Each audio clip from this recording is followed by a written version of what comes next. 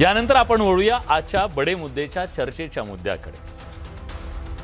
मंडळी, उपमुख्यमंत्री सुनेत्रा पवार गुंगी गुडिया बनून किती दिवस राहणार? काँग्रेसच्या या प्रश्नानं राजकीय वादळ उठलं नसतं तरच नवं। खरं तर राजकारणामध्ये एकमेकांना मात देण्यासाठी, एकमेकांची कोंडी करण्यासाठी शब्दांचा शस्त्र म्हणून वापर करण्याची परंपरा जुनी आहे। यात कोणीच धुतल्या तांदळाचा नाहीये। सगळे तरवेज आहेत। सगळ्यांनी आपापल्या विरोधकांना नामोहरम करण्यासाठी एकमेकांचा आजवर यथेच्छ उद्धार केला। जरा इतिहासाची पानं जर चाळली तर आपल्या लक्षात येतं की गुंगी गुडिया हा शब्द प्रयोग भारतीय राजकारणातला नवा नाहीये। राम मनोहर लोहिया यांनी इंदिरा गांधींच्या सुरुवातीच्या कार्यकाळात टीका करताना हा शब्द पहिल्यांदा वापरला होता। पण त्यानंतरच्या काळात इंदिरा गांधींनी आपल्या कर्तृत्वानं तो शब्द वापरणाऱ्यांना तोंडघशी पाडला। हा इतिहास आहे। राजकारणात आपल्या विरोधकांना घायाळ करण्यासाठी अशा शेलक्या शब्दांचा वापर आजवर अनेकांनी केलाय।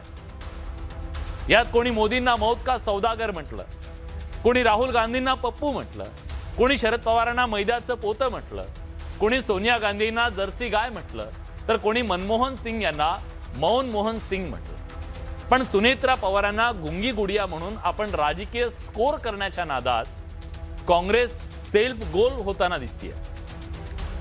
कारण राष्ट्रवादीने या मुद्द्याला महिलांचा अपमान म्हणत टीकेचा वापर भावनिक अस्त्र म्हणून करायला सुरुवात केली आहे। खरं तर उपमुख्यमंत्री पदाची शपथ घेतल्यापासून आणि पक्षाची धुरा खांद्यावर घेतल्यापासून सुनेत्रा पवार फारशा बोलत नाहीये। तो त्यांचा स्वभाव नाहीये।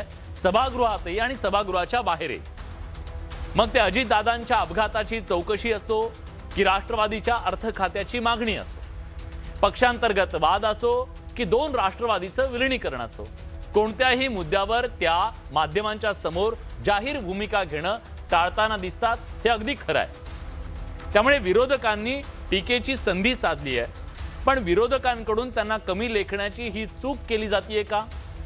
कारण सुनेत्रा पवारांवर गुंगी गुडिया म्हणून शिक्का मारण्याचा प्रयत्न करून काँग्रेस किंवा विरोधकांनी कोणती राजकीय फायदा त्यांना होणार नाहीये। उलट विरोधकांनी विकासाच्या मुद्द्यावर आणि धोरणावर कोंडी केली असती तर कदाचित राजकीय दृष्ट्या सुद्धा ती अधिक प्रभावी ठरली असती। या उलट सुनेत्रा पवार यांच्या रूपानं महायुतीला आक्रमक होण्याची आयती संधी विरोधकांनी बहाल केली आहे का, हा सवाल। त्यामुळे गुंगी गुडिया म्हणून हिनवणं ही काँग्रेसची राजकीय रणनीती होती की राजकीय घोडचूक होती, हेणारा काळ ठरवेल।